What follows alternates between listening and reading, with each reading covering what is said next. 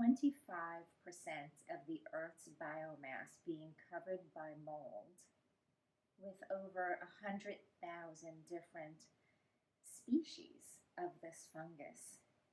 I wanted to talk about mold exposure, what treatments you can have, as well as the symptoms to see if you are exposed to mold.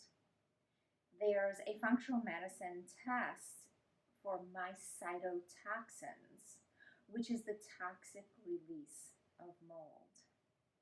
And what I have seen in the past years is it's increasing. And we see this mostly with individuals who have a lot of inflammation in their body, dermatitis, bronchitis, sinusitis, as well as fatigue, migraines, aches, and pains. So let's dive into this somewhat fascinating and potentially deadly exposure. So mold, when you think of it, colors, black being the most toxic, but there's green mold, there could be layered mold, there could be red, orange mold, and each mold color represents a different species of mold. And if you have this allergic reaction either in your own home environment or workplace, then you definitely want to investigate if you have mold exposure. Yes, you can do this mycotoxin functional medicine, non-invasive first morning urine test, but you can also check your environment to see if there's dampness or water coming into either your workplace or your home environment from air conditioners or windows or the basement. If you have a basement in the building, if you live in a building, you want to know where your pipes are. Pipes for the sewer, pipes for the kitchen waste, and if they're behind the wall, which they probably are, you want to check the ground to see if you see any mold or dampness buildup. Now, I would highly recommend, if you suspect that, to get a hygienist and test the air for mold spores. You could actually test that even in a house that you're going to buy. I mean, think about this, a condo, a co-op, or a home. You're making a big investment. Don't you want to know if you have mold before you get in there? Because if you have an allergy to any one of these mold species, it could be a problem. If it's in your bedroom or, even any part of your living quarters and you're there for many hours a day, you're exposed to these spores and it could be a very big problem. So check your rooms, and when you're looking to purchase a house, instead of going right to the kitchen and the bathroom, which is the luring part, they always want to update that. Go to the basement, go to the attic, go where there could be mold. Go after a rainstorm to see if there is water that's settled, because that could be a problem as well. Go to find out if there's dehumidifiers. You want to always make sure that the environment is dry air, because mold will grow in dampness. And there are certain regions of the United States, as you know, we'll talk about that for now, certain regions that can have more mold than others. And you have to remember that this is potentially a big health crisis. So if you've been exposed to mold and you have, again, skin infection, rashes, fatigue, nosebleeds, throat issues, you feel like there's a tickle in your back of your throat, asthma coming out of nowhere, aches and pains, eye irritation, allergies, bronchitis, shortness of breath, respiratory issues, as well as Candida, please check for mold. And if you can, get your mycotoxin lab test done. Now, if you're a runner or a hiker and you are in certain parts of the United States where, like for instance in the Northeast, during the spring and fall season. So if we look at fall and the leaves have fallen and then it rains, there can be mold spores in the environment that you're running in. So you want to be cognizant about how you feel after a run. And do you have respiratory issues that you may think are seasonal allergies, but they're actually mold exposure?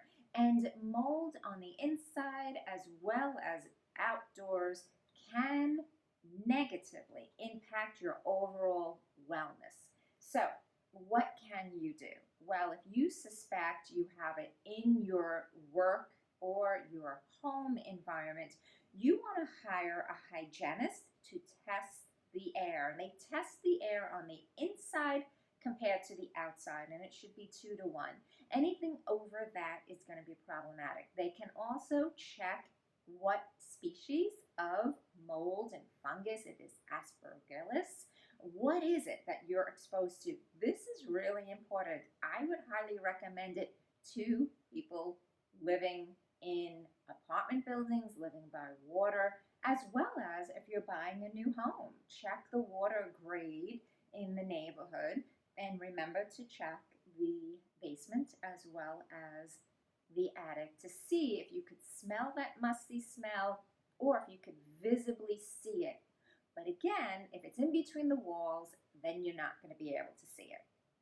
Now, let's talk about mycotoxins because they are the most prevalent toxin in our environment, and it's produced by fungus. And yes, it can infest buildings, vehicles, as well as food. So when we do this testing and an individual wasn't exposed to a home or work environment or mold, but have been eating foods that are loaded with mold, think of your peanuts. Think about those peanuts you would get at a ball game. They could be loaded with mold. So at least the grains that you're eating, how old are they? And when were they produced? And when were they manufactured? And when do you have them? All that time, unfortunately, the mycotoxins could be growing on it, and it's resistant to heat as well as most food processing procedures. So that's a problem. And fungus can grow on almost any surface. So any surface that's warm and wet. So the inner wall materials of buildings, but even fiberglass, insulation, ceiling tiles are a great place for fungus to colonize. So that's a problem if you think it's in your environment. And so again, if you're getting a fever or flu-like symptoms or pneumonia or heart disease, as well as arthritis and sinusitis and memory loss and vision issues, chronic fatigue, depression, even attention deficit, anxiety, and liver damage, you want to get your mycotoxin functional medicine test to rule out if you have mold. Let's talk about some treatments. So we need to get your liver functioning more optimal. And that's why if you're getting the test done, I would highly recommend also adding an organic acid test to check your liver pathways and your detoxification functionality. It's going to be great for you to take some glutathione. You could take your vitamin C, your N-acetyl cysteine that helps produce glutathione. Organic wheatgrass is something that will help pull out the toxins. If you feel that your food is full of mold, and obviously you're not going to see it if it's a grain or corn and barley and nuts and peanuts. You're not going to be able to see that aged cheese and all that, right? So you can either take some Redmond clay or activated charcoal after you consume that so you don't release all that mold in your body. Obviously, this is for educational purposes only. Always check with your medical practitioner to see if you can take these things. And then you must stay hydrated. So if you are one that does not drink lots of water, I would highly recommend taking electrolytes, and you could get electrolytes in powder form or you could get it in liquid form to help hydrate your body. Always pure water is the best, and you could add your organic wheatgrass to that. Also, if you have respiratory issues, I would go with the glutathione lung drainage as well. And then if you've done your tests and you see the exact mycotoxins, you can take a remedy for fungus and mycotoxins directly that will help pull it out. And during all of this, I would recommend a systematic detox as well as supplements to work on inflammation, because remember, the mold exposure is going to cause inflammation throughout your body, and you don't want that. So check your home, your work environment, as well as the food you're having to try to minimize it and control the mold exposure. Look at your foods, get the testing done if you have so many different issues that you cannot resolve. It may very well be the mold. And then a diet high in carrots and celery and parsley and cilantro can also help reduce the carcinogenic effects of mold. They're all intertwined. This is why it's super important. And then also look at glutathione, vitamin C, and acetylcysteine, and add some antioxidants to reduce the oxidative stress that mold puts on your body. So all of this is going to help you. And remember, here's a book where you just read one page a day. Healthy living every day, and there actually is a page on mold exposure. I hope this served you. Remember, you're here for a purpose, and you have dreams and aspirations and goals that you want to achieve. And in order to do that, you need to be empowered with the knowledge to be your best health advocate. I know you could do this. Remember, your health is worth it because you are worth it. Bye now.